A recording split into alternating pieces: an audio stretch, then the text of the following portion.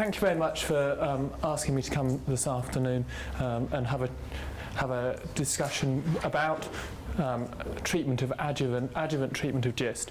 My name is Peter Stevens. I work in Newcastle.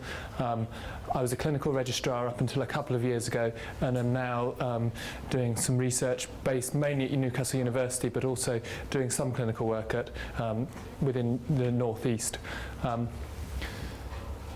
So I hope today to look at some of the background to GIST and Imatinib, go through some of the trials that are either been done and are published or have been done but aren't published yet, and then hand over really to Mark Ferrell, who's coming in after me, to talk about risk stratification, some of the politics and some of the funding issues with regard to adjuvant treatment for GIST. So GIST, the population figures would suggest there are about 1.6 cases per 100,000 population per year. So it is classed as a rare disease. We know that if the GIST is resectable and is localised, then the primary therapy is surgery. However, we also know this statistic, and this was a statistic from the early 2000s, that 50% of patients will have a recurrence within 5 years of surgery. The vast majority of people who do recur within that 5-year window. There's the occasional patient who recurs beyond that, but over 90% of patients who do recur within that 5-year window. Back from the early mid-2000s, the treatment of GIST with chemotherapies changed completely with the advent of Imatinib, or STI-157 as it was known then. So, with Imatinib, and so Imatinib was licensed and is now well established as the treatment of choice for first-line non-resectable metastatic GIST. Non-resectable or metastatic GIST. It was approved by NICE for metastatic disease in October 2004. So, and this has followed a well-trodden path really of chemotherapies that have been used in other cancers where treatment is established initially in metastatic disease, has a proven benefit there, and then once that's been established, then it's normally what we look at is, would that benefit patients earlier in their disease? So the adjuvant trials have really looked at this question, and there have been 3 major ones performed. And does it using Imatinib following potentially curative surgery improve the outcome for patients? So the 2 questions that we always ask with this sort of trial is, firstly, do patients live longer overall? And is there a delay in those patients who may relapse, a delay before they relapse? Now that second question is often the easier one to get because you have to look at a shorter timescale. And actually the trials that I'm going to show today, we haven't probably been looking at things long enough to answer that first question. Because if you've got something which even after it recurs has very successful treatment, then to actually get a question of whether there's a benefit to the survival overall, you're going to need a very long time. 10, 15, 20 years is the sort of experience we've seen from breast cancer to answer those questions. So we've probably just not been doing it long enough. Just going over to Imatinib, as we know, the other thing is that we ask with these trials is, what are the downsides of using treatment this early? We know from our experience in metastatic disease, Imatinib is pretty well tolerated compared with a lot of traditional chemotherapy, but it still does have side effects and doesn't suit a small percentage of patients. There are side effects of fatigue, nausea, and the nausea, though low grade, often does impact significantly on patients' lives. And then there's the things of swelling and fluid retention, and some rarer but potentially serious side effects. So I've mentioned 2 trials are completed and published, and 1 trial is completed but not published yet.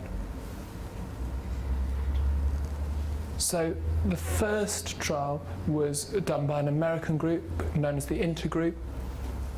It was a randomized trial.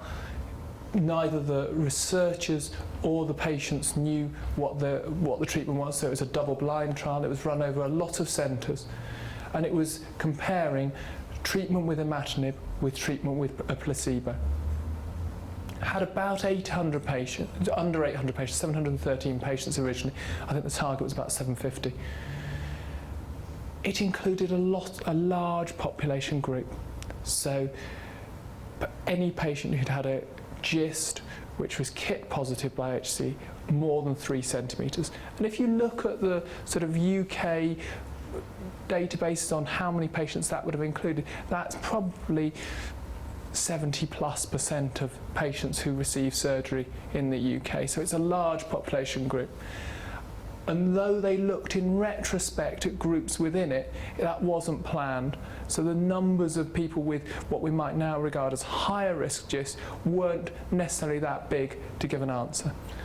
The primary aim of this trial was not to assess whether Imatinib improved survival overall, but look to see that thing in delaying recurrence. So how long were patients living without any evidence of disease?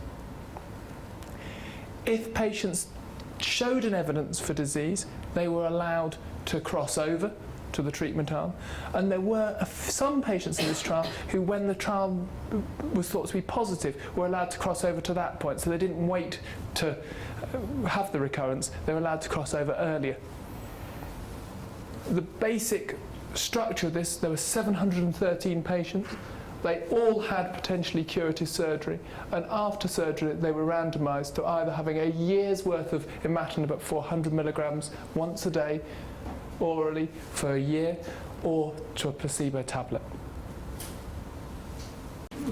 That is the graph of the primary results of the aimed thing. So the top line, so along the axis, I'm just going to move this. Along the axis at the bottom here, we've got time in months. So as we can see, we've got 4 years data here. We have the top line is those patients who received Imatinib and how many people. So this is all patients as a percentage down the y-axis. And then events. So each time there's a little step down, that's somebody who has recurred.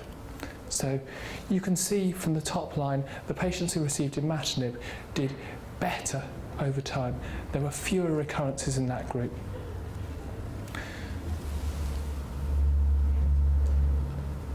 There are 2 graphs here now, which I'm just going to blow up for the next one. The first one splits patients into groups of risks, so by size, so small, medium and larger GIST. And then the graph to the right, is the graph of overall survival. So this is the first one. As we can see, the top graph at the top is the patients with the small GIST. In the middle, medium, in the bottom, large. As you can see, the lines at the top are very similar. So with patients with smallish GIST, there wasn't a great difference between those who received the Imatinib and those who received the placebo. There was a bit greater difference in the medium size, but the greatest difference was those patients who had the biggest and the highest risk tumours. So the bottom one is the graph of patients who had tumours over 10 centimetres in size. But I must make it clear that this was done in retrospect, so the numbers involved weren't powered, so weren't enough to be statistically significant from the outset. When we come over to overall survival, we can see that the lines are very close to each other. So at first you think this is disappointing. There's relatively little difference. However, this is a relatively low risk population. They've got lots of patients who would be considered now low or medium risk in there. So actually, if you look, very few people are dying at all. So you're comparing 2 very small numbers with each other. Secondly, patients were allowed to swap treatments. So those patients who did either recur were allowed to restart Imatinib, and obviously very effectively. And also, there were patients who, even when the trial results were interim published, were allowed to swap over to that treatment. So probably the reason why, very small difference, those various factors. And also, we've only got 48 months. We're probably needing to have 10 years, as I've said before we start to see a trend. So, The second trial, which isn't published as a paper yet, was presented at ASCO, so the American Society of Clinical Oncology, in June of last year. So coming up to a year ago, this was presented as a presentation in a talk at there. This was a smaller trial. It was randomised, it was multi-centre, it was done in the Scandinavian countries, Denmark, the Netherlands and Germany. 400 patients. Now, these were a higher risk group, patients who had more than 10 centimetres in diameter, or between 5 and 10 centimetres, but with under the microscope what will appear to be a very aggressive cancer. Or cancers that had either ruptured before surgery, or at the time of surgery, because they were very large or very difficult to get out, they were torn or ruptured. And we know from some of the surgical trials that puts patients into a higher risk group. The important thing with this is that patients weren't allowed to cross over between the two groups. Obviously, if patients developed metastatic disease at a later date, they were allowed to start Imatinib, but during the duration of the trial, there's no crossovers been allowed. So they started with 400 patients. All the patients had surgery. All were felt to be free of all disease, no residual disease. Then they were split into two groups. The first group had Imatinib 400 milligrams once a day for 3 years. The second group just had Imatinib 400 milligrams once a day for 1 year, followed by 2 years of follow-up whilst there are other people. This wasn't controlled with placebo, so the patients who had 1 year knew that they were having 1 year.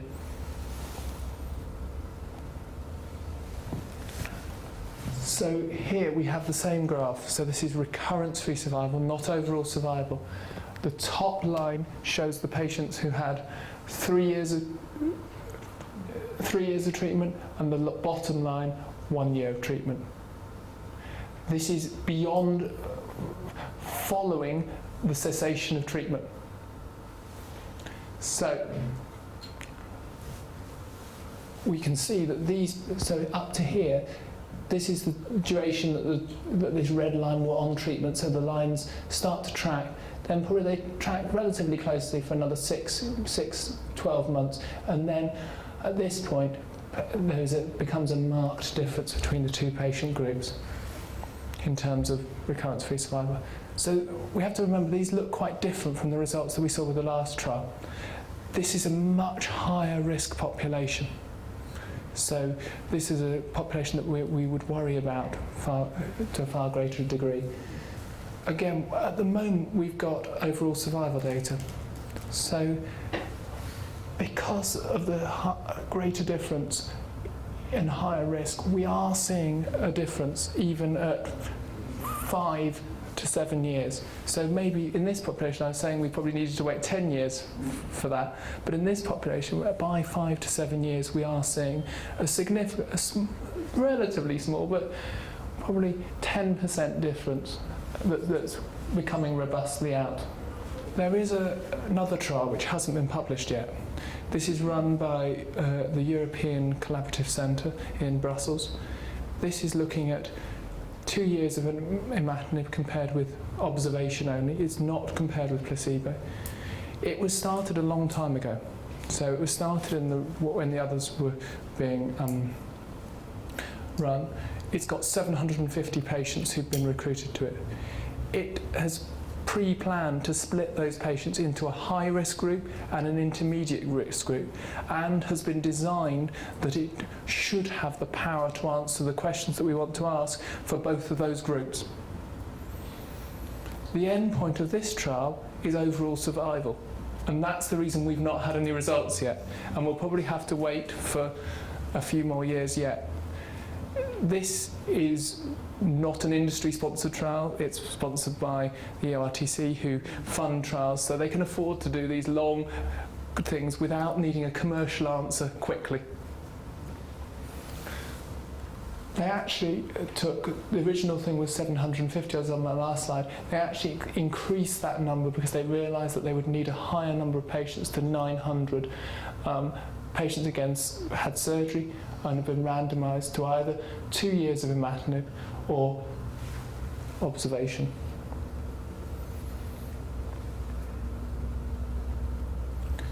So this data has led people to sit down and consider what should we be doing in the light of this data. In 2009, a working group based of UK physicians and researchers, so there were surgeons, pathologists, radiologists, oncologists, surgeons on this group, sat down and worked together and have now published guidelines for all of GIST. And they suggest in here that that adjuvant imatinib should be considered for high-risk GIST.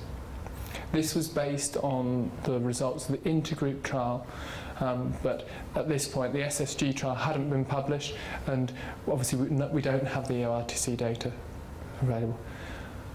Now, I know that we now then have to decide, because the trials have all looked at slightly different definitions of who is high risk, who is intermediate risk, who is low risk. So there's been a lot of discussion about consensus over what system to use for putting patients into those things. As we can see from the SSG trial, it appears that high-risk patients do benefit significantly from imatinib. It's where we should put the cut-off for where that is, and I don't think that we will know yet.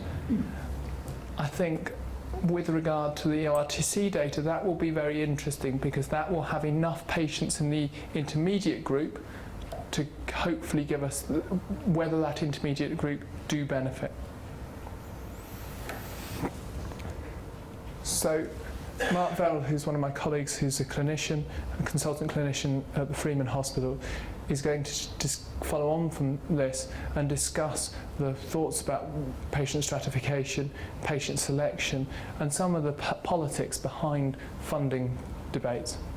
I think it's probably better to just take questions afterwards about that, but I realise he's not here yet because he's still finishing clinic. So I'd be happy if... Oh, Mark, he's snuck in the back. Snuck in the back, has he?